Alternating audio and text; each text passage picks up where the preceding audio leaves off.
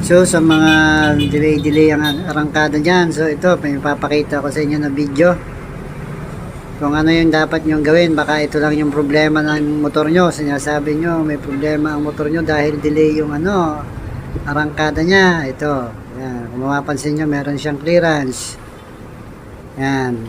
Dapat pag pisil mo yan, pag ikot mo ng sinilyador, dapat arangkada na yan. So yun po yung sinasabi ko pong delay. So ganito lang ang gagawin nyo yan. Kung makikita nyo yung cable dyan, meron niyang adjustan, ihitin nyo lang siya ng pakaliwa. So ganun lang yung inyong gagawin.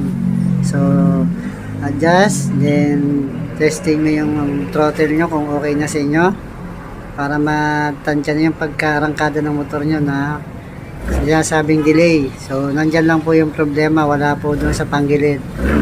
Ayan o. Dapat pagpisil mo ng accelerator cable, arangkada na agad siya. So yun po yung nagiging cause ng isang pagka-delay ng ating motor. So yan lang po ang inyong gagawin para mawala ang delay.